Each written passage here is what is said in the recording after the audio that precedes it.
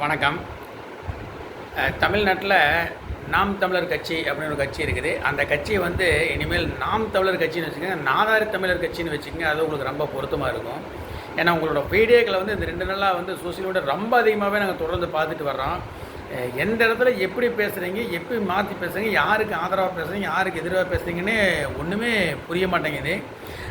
சாக்கடை துரைமுருகனும் சரி, அண்ணன் சீமானும் சரி, ஒரே நிலைப்பாட்டில் இருந்ததே இல்லை. கிருஷ்ண பரமாவை பற்றி புகழ்ந்து பேசுகிறாங்க, அதே கிருஷ்ண பரமா பற்றி இகழ்ந்து பேசுகிறாங்க. ஏசுநாரை பற்றி புகழ்ந்து பேசுகிறாங்க, அதே ஏசுநாரை பற்றி இகழ்ந்து பேசுகிறாங்க. அல்லா பற்றி ஊழ்ந்து பேசுகிறாங்க, அதே பற்றி பேசுகிறாங்க. விஜய் பற்றி பெருமை பேசுகிறாங்க, அதே பற்றி இகழ்ந்து பேசுகிறாங்க. அஜித்தோட ரசிகர்கள் அஜித் கேவலமாக பேசுகிறானுங்க. இவனோட நிலைப்பாடு என்ன, நிலைப்பாடு என்ன கேவலமான அரசியல் பண்ணுறானுங்கன்னு தெரியல. இப்போ இந்த 2 நாளைக்கு முன்னாடி பார்த்தீங்கன்னா தம்பி நில்சன் ஒரு குற்றச்சாட்டை வச்சார். அதுக்கு சாட்டை துருமுர் ரொம்ப கேவலமான, ரொம்ப கொச்சையான, ரொம்ப கடுமையான, அருவருக்கத்தக்க ஒரு வாதத்தை வச்சார். அதாவது ஒரு அப்பனத்தால் பிறந்தா அப்படிமா ரொம்ப அது கேவலமான வார்த்தையாக தெரியுது. சோசியல் மீடியாவில் பல லட்சக்கணக்கான பெரியவங்க, சின்னவங்க, குழந்தைகள், பெண்கள் எல்லாம் பார்ப்பாங்க அப்படிங்கிற ஒரு இது கூட இல்லாமல் அந்தளவுக்கு கேவலமான வார்த்தையை அவன் பேசியிருக்கான். இப்போ திரள் நிதி அப்படின்னு சொல்லி போட்டு ஒன்று வசூல் பண்ணுறானுங்க. நாம் தமிழர் கட்சிக்கான சொல்கிறது பூராமே எங்களுக்கு சாப்பாட்டுக்கு வழி இல்லை, டீ குடிக்க வழி இல்லை, காருக்கு டீசல் அடிக்க வழி இல்லை, குழந்தைய படிக்க வைக்க முடியல, குடும்பம் நடத்த முடியல, நாங்கள் இப்படிலாம் வச்சு அரசியல் பண்ணிட்டு இருக்கோம், தமிழுக்காகத்தான் போராடுறோம், தமிழை காப்பாற்றுறதுக்காகத்தான் போராடுறோம் அப்படி நல்லா பேசுகிறானுங்க. ஆனால் இவனுக்கு வாழ்க்கை ரொம்ப சொகுசான வாழ்க்கை இந்த சாக்கடை திருமுருகனும் சரி, அண்ணன் சீமானும் சரி, ரொம்ப சொகுசான வாழ்க்கை வாழ்ந்துருக்கானுங்க. இவனுக்கு போகிற காரு, இவன் வச்சிருக்கிற காரை பற்றி சொல்கிறாங்க, குறைஞ்சது 60 லட்ச ரூபாய்க்கு மேலே இருக்கும் அப்படின்னு. அந்த மாதிரி ஒரு லக்ஸுரி காரு, சொகுசு காரில் தான் போயிட்டுருக்கானுங்க. இவனுக்கு கூட பாடி கட்டவர் வச்சுங்க, அவங்களுக்கு சம்பளம் கொடுக்குறானுங்க. இவனோட பையன் படிக்கிற ஸ்கூல், அதாவது ஒரு எல்கேஜி, ஃபஸ்ட் ஸ்டாண்டர்டு அந்த மாதிரி கிளாஸ்க்கே 50 லட்ச ரூபா டொனேஷன் கட்டி அந்த மாதிரி ஸ்கூலில் தான் படிக்க வச்சுட்டு இருக்கிறான். கிட்டத்தட்ட பார்த்திங்கன்னா இப்போது இந்த 9ஆம் மாதம் 2025 ஒரு 15 கோடி ரூபாய்க்கு ஒரு நிலத்தை வாங்கியிருக்கு. அதை பற்றி தம்பி நெல்சன் வீடியோ போட்ட காரணத்துக்காகத்தான் நீ ஒரு அப்பனாத்தாளுக்கு பிறந்த வீடியோ காட்டுறா அப்படின்னு ஆதாரத்தை காட்டுறான்னு சொன்னவங்க இந்த சாட்டை துரைமுருகன் ரொம்ப கேவலமான கொச்சையான பேசியிருக்கான். தம்பி நெல்சன் அதுக்குண்டான ஆதாரத்தை காட்டிட்டார்.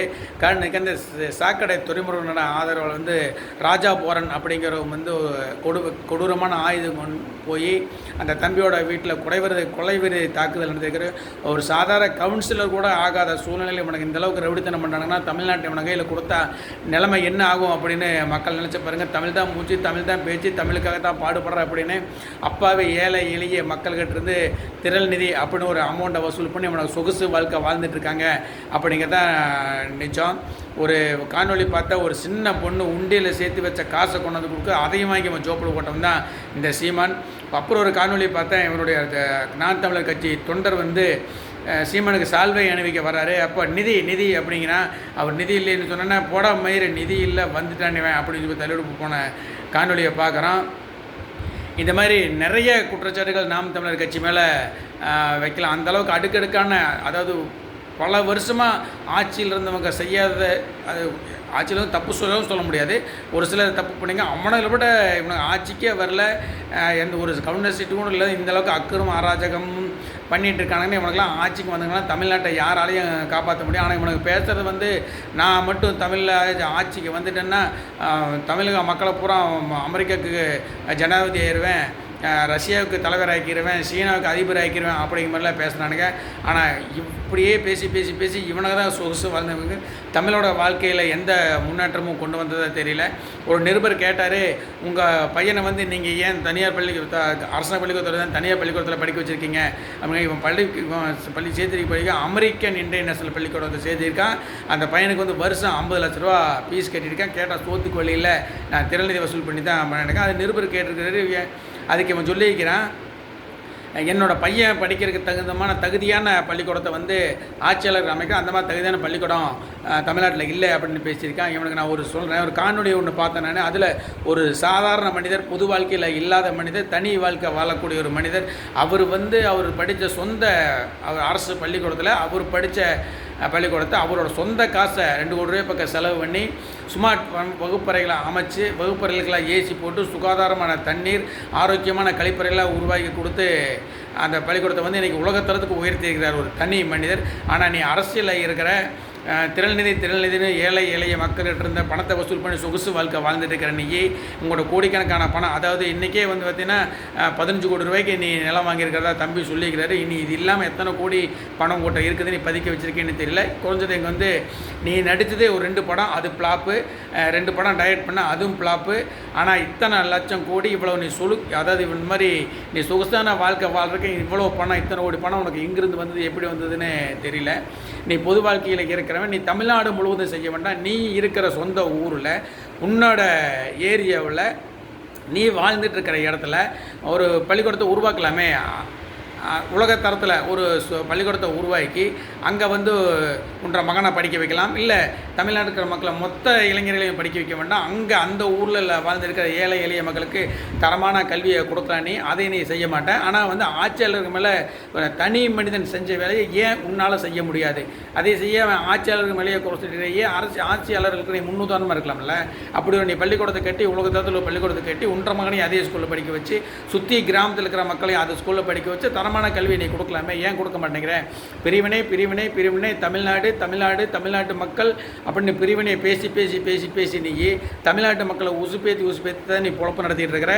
இன்றைக்கி நீ பேசுகிற தமிழ்நாட்டில் இருக்கிற மக்களுக்கு தான் முன்னுரிமை, தமிழ்நாட்டில் இருக்கிற இளைஞருக்கு தான் முன்னுரிமை, தமிழ்நாட்டில் இருக்கிற இளைஞருக்கு தான் வேலை கொடுப்பேன் அப்படின்னு பேசியிருக்கிற நீ இன்றைக்கி தமிழ்நாட்டில் வந்து இருக்கிற லட்சக்கணக்கான மாணவிகள் வந்து பெங்களூரு, ஹைதராபாத்து, பூனா, டெல்லி, கல்கத்தா அப்படின்னு சொல்லி போட்டு ஐடி கம்பெனியில் நிறைய பேர் வச்சுக்கோங்க. உன்னை மாதிரி ஒரு கேடு கட்டவன் அங்கே அரசியல் பண்ணான்னா அங்கே தமிழக இளைஞர்களுக்கு வந்து அங்கே வேலை செய்ய முடியுமா? லட்சக்கணக்கான இளைஞர்கள் திரும்பி தமிழ்நாட்டுக்கு வரக்கூடிய சூழ்நிலை வரும். அன்னைக்கு அந்த இளைஞர்கள்லாம் வேலை கொடுக்க நீ என்ன திட்டம் வச்சுருக்க?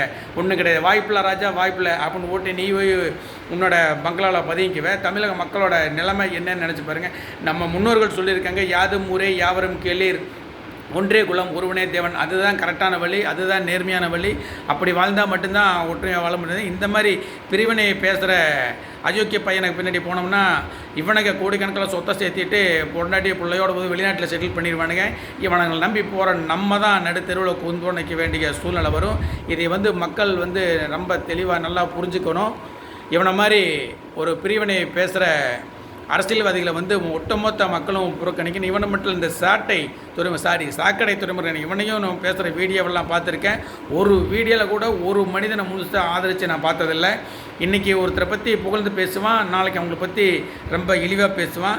அதே தான் சீமானும் பேசுகிறேன். விஜய் அவர்கள் கட்சி ஆரம்பிச்சும் போது சீமானும் சரி, சாக்கடை துரைமுருகனும் சரி அவ்வளோ புகழ்ந்து பேசினாங்க. கரூர் பிரச்சனையில் கூட விஜய் மேலே தப்பு இல்லை, விஜய் மேலே எந்த தப்பும் இல்லை அப்படிங்கிற மாதிரி சீமான் போய்விடுவதை பார்த்தேன் நான். அதே சீமான் கொஞ்ச நாளைக்கு முன்னாடி விஜய் வந்து ரொம்ப விமர்சனம் பண்ணியிருந்தார். நான் சொன்ன டைமுக்கு நான் வந்திருந்தேன், ஏன் அவ்வளோ கூட்டம் கூடுது, ஏன் அத்தனை பேர் சாகிறாங்க, இவன் விஜய் மேலே தான் தப்பு அப்படிங்கிற மாதிரி பேசியிருந்தார். இவனுக்கு என்ன ஸ்டாண்டில் இருக்கிறானுங்க, இவனுக்கு என்ன அரசியல் பண்ணுறானுங்க, இவனுக்கு என்ன எதிர்பார்க்குறானுங்கன்னு தெரியல. ஆனால் நல்லா தெரியுது, மக்களை வந்து பிரிவினையை தூண்டிவிட்டு கலவரத்தை பண்ணி அது மூலியமாக இவன் சம்பாரித்து இவன் கோடிக்கணக்கான வாழ்க்கை சொகுசு வாழ்க்கை வாழணும் அப்படிங்கிற எங்களுக்கு தெரியுது.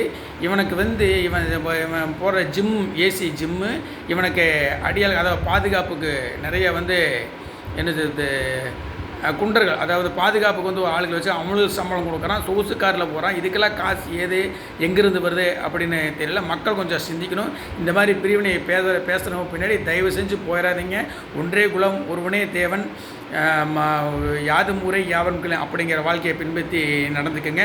நான் என்னோடய அரசியல் வாழ்க்கையில் என்னோடய 19 வயசு இருக்கும்போது நான் அரசியல் வாழ்க்கைக்குள்ளே கொஞ்சம் ஈடுபாடு இருந்து உள்ளே நுழைஞ்சேன். நான் உழைஞ்ச இடம் வந்து இந்து அமைப்புகள், அது மூலியமாக தான். அங்கே வந்து எனக்கு நீதி, நேர்மை, ஒழுக்கம் இதை தான் கற்றுக் கொடுத்தாங்க. இவனுக்கு மாதிரி கேவலமான ஒரு அப்பனுக்கு ஆத்தாளுக்கு பிறந்த மாதிரி அந்த மாதிரி கேவலமான வார்த்தைகளை வந்து நாங்கள் பயன்படுத்த மாட்டோம். அதை எங்கள் வந்து இயக்கங்கள் அனுமதிக்கிறதும் இல்லை.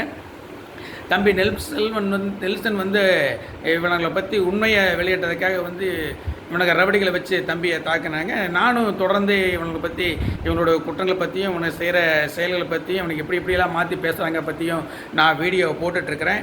நான் வந்து இப்படி கொச்சையை வந்து அப்பனாத்தாக்கு வந்து அப்படி மாதிரி எல்லாம் பேச மாட்டேன். அது எங்கள் இயக்கத்தில் எங்களுக்கு சொல்லியும் தரல. நீ தைரியமான ஆம்பளையாக இருந்தால் என்னைக்கு நீ தாக்கிப்பார், என்னையும் நீத்திக்கப்போ. ஏன்னா நானும் உன்னோட நீங்கள் பண்ண தவறுலாம் சுற்றி காட்டி, ஏன்னா தவறுகளை வந்து சுற்றி காட்டினாங்கன்னா அவங்கள கருத்தியல் ரீதியாக நீங்கள் எதிர்கொள்ளணும். அப்படி இல்லை அந்த தம்பி வந்து ஆதாரத்தை காட்டினாருன்னா அந்த ஆதாரம் பொய் அப்படின்னு சொல்லி போட்டு அந்த ஆதாரத்துக்கு அதையே நீங்கள் நிரூபிக்கணும். நீங்கள் எலெக்ஷன் தேர்தலில் வந்து அபிடபிட்டில் வந்து அந்த சொத்து விலை கொடுத்து வாங்கினதை தான் நீங்கள் பதிவு பண்ணுறீங்க. உங்கள் மனைவியோட பூர்வீக சொத்து அப்படின்னா அது பூர்வீக சொத்துன்னு காமிச்சிருக்கலாம். காமிக்காமல் வந்து எனக்கு விலை கொடுத்து வாங்கினோம் அப்படிங்காம அதுக்கு தான் அதை தான் அந்த தம்பி சொல்லிக்கிறார். அது நீங்கள் ஏன் இவ்வளோ கோவப்படுறீங்க, இவ்வளோ விமர்சனம் பண்ணுறீங்கன்னு தெரியல. அது பொய் அப்படின்னா வந்து நீங்கள் பொது வெளியில் நிரூபிச்சிருக்கலாம். அதோட போட்டு அராஜகத்தை கையில் எடுக்கிறது எந்த வகையிலையும் ஏற்றுக்க முடியாது. நானும் உங்களை தொடர்ந்து விமர்சனம் பண்ணிட்டு தான் இருக்கேன். நான் பொள்ளாச்சி ஏரியாவில் தான் இருக்கேன். உங்களால் முடிஞ்சால் உங்கள் மேலே அவதூறு பரப்புகிறேன் அப்படிங்கிறதுக்காக வந்து நீங்கள் தைரியமான ஆம்பளைங்க என் மேலேயும் தாக்குதல் நடத்துங்க. நாங்கள் பார்த்துக்குறோம். நன்றி. ஜெயஹிந்த்.